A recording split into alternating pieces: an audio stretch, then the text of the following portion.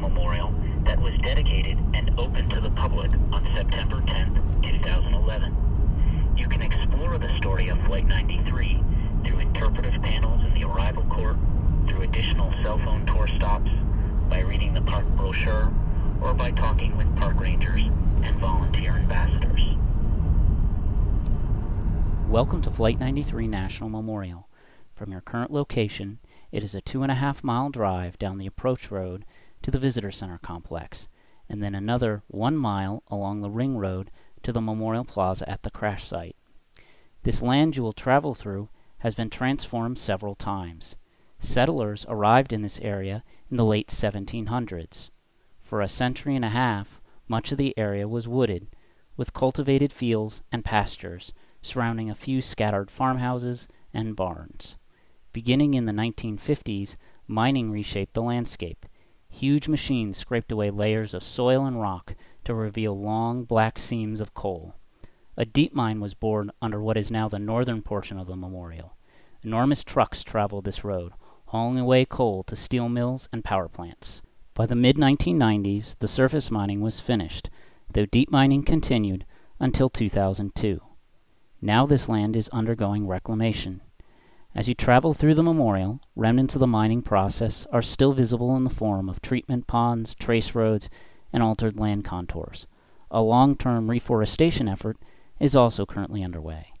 Wildlife such as hawk, turkey, deer, bear, pheasant, groundhog, snake, and many other species abound in the lands of the memorial.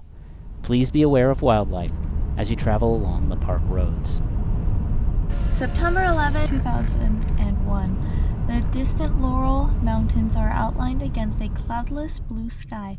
The weather is mild, but few people are outdoors. Many sit stunned and horrified in front of their televisions, watching the World Trade Center and the Pentagon burn. America is under attack. Terrorists are using hijacked planes as missiles to destroy symbols of power. People in this area feel safe, believed to be far away from any terrorist target. Shortly after 10 a.m., a large aircraft just clears the mountain ridge before you, traveling far too low. Its engines roar as it passes over the cluster of homes in Lambertsville in front of you. Wings rocking from side to side, it flies nearly overhead and disappears over the rise behind you. Some comments that people shared. Out of nowhere, this absolutely unbearable, horrific noise was going on outside, and it was just deafening, and it actually shook the windows and rattled the rafters.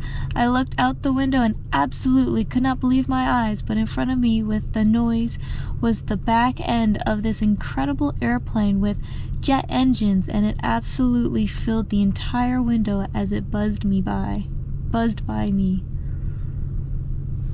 The house started to vibrate and things started rattling and shaking, and the noise kept getting louder and louder. So I ran to the window in our living room and looked out and couldn't see anything. So I went out the front door, out onto the porch, and looked up in the sky, and I saw it was just a sliver streak because it came so fast. And then, to the left of my driveway, which would be from the north, I saw the plane. I didn't know if it was going to actually clear the town of Lambertsville. It was that low. I was probably one of the last people to see that plane.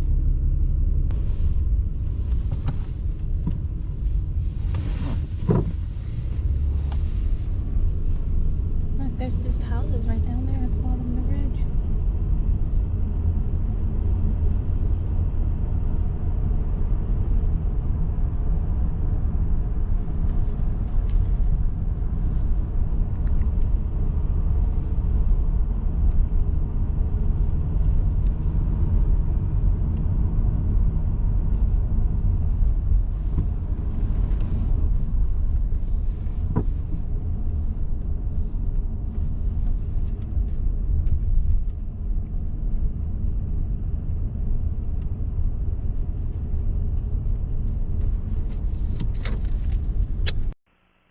In little more than 30 minutes, these ordinary airline passengers and crew members developed a plan and put it into action.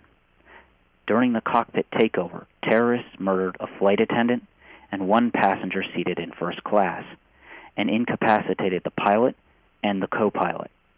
The remaining passengers and crew were forced to the back of the plane and told to sit down and be quiet.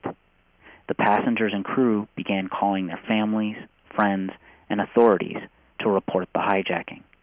37 phone calls were made by 13 persons on board the plane between the time of the hijacking at 9:28 a.m. and the time of the crash at 10:03 a.m.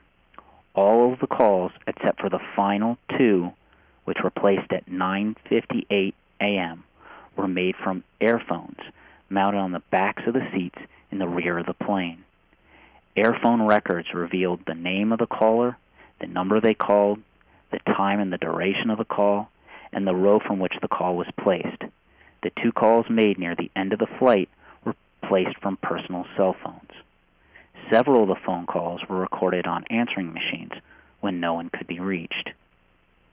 The passengers and crew soon learned the shocking news from these phone calls that other hijacked planes had struck the World Trade Center and the Pentagon, and quickly realized that this was unlike any previous hijacking and that Flight 93 was part of a larger attack. This realization led to a vote and a collective decision to fight back. They developed a plan and put it into action, waiting until they were over a rural area to take back the plane. At least 5 of the callers described the intent of the passengers and crew members to revolt against the terrorists. At 9:57 a.m., the passengers and crew began their assault on the cockpit. At least 2 passengers and 1 crew member terminated phone calls in order to join the revolt. The plane was passing over Westmoreland County, Pennsylvania by this time. To stop the uprising, the terrorists piloting the aircraft began to roll it to the left and right, pitching the nose up and down. Other pilots of aircraft in the area and witnesses on the ground saw the erratic motion of the aircraft as it streaked across the sky. The cockpit voice recorder captured the sounds of the assault, which continued until the time of the crash at 10:03 a.m. Over the sounds of the passengers and crew attempting to regain control of the cockpit, a terrorist shouted, "Put it down! Put it down!" In its final moments, the plane turned upside down and crashed into a field beyond the black wall of the Memorial Plaza, in the general location of where a boulder now sits.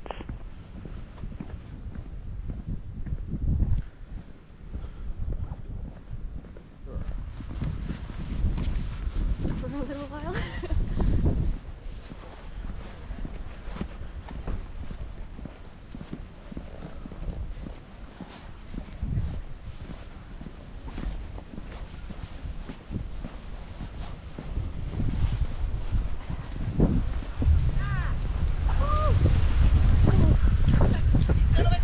Just a little. Out there, the wind helps you leave. Oh, that's good. Woo.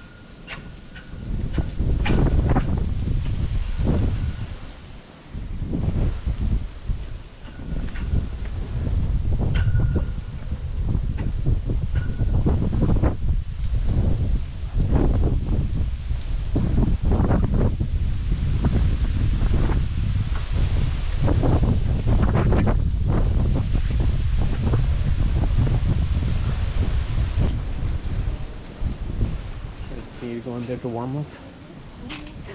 I'll put a mask on. It's incredible. They crash landed at over 500 miles per hour.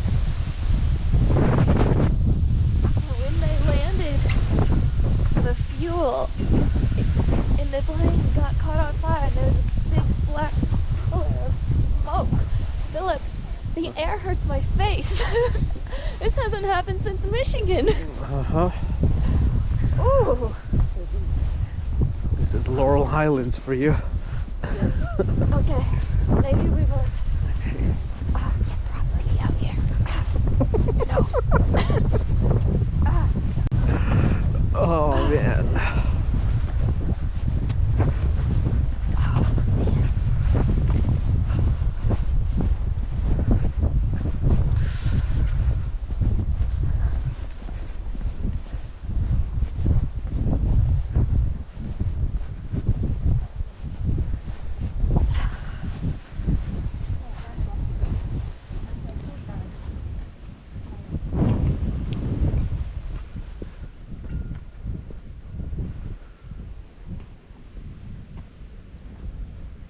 The black granite was the flight path.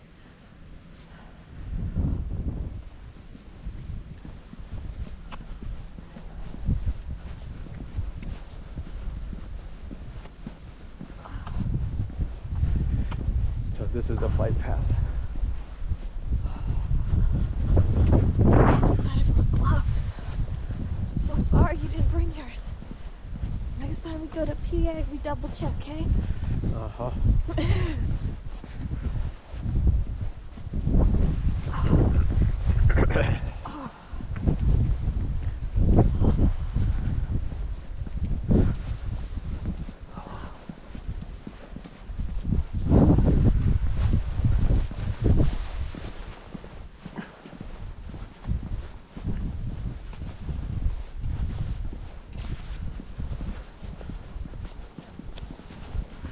Question. Yes.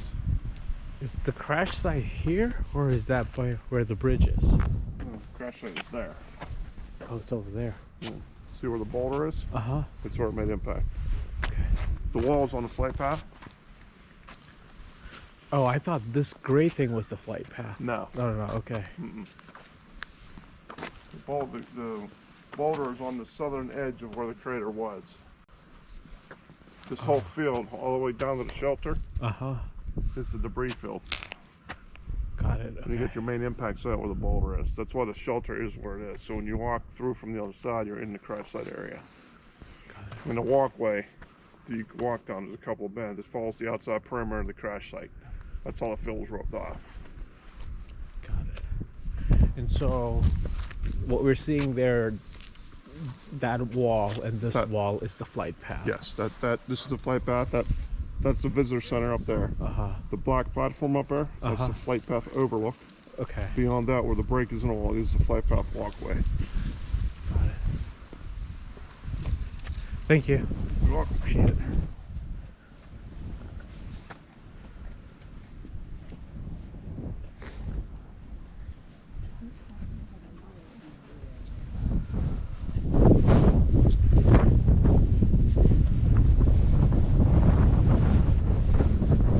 The story of Flight 93 is both the story of individuals and the story of a group of people. The passengers and crew were each, like all of us, individuals. They had their own lives, their own personalities, their own place in this world. They were a diverse group in so many ways: nationality, age, race, lifestyle. They were mostly strangers and may not have ever learned each other's names, but the realization they were part of a larger attack led to a vote and a collective decision to take action. 40 memorial groves now line the ring road, each grove part of a larger memorial element, but each grove distinctive. 40 individual panels of a wall of names, separated by thin slivers of air and light, acknowledge that these were individual people. On each is inscribed the name of a passenger or crew member, the names of mothers, fathers, sons, daughters, wives, husbands, sisters, and brothers. But if one steps back, the 40 individual panels become one wall, reminding us of their combined determination. This idea is also seen in the ceremonial gateway. The wood of the gate is cut in 40 facets. Each facet is distinctive and individual. Again, together they create a greater whole, a reminder of their combined action. In what ways can we honor them through actions of our own?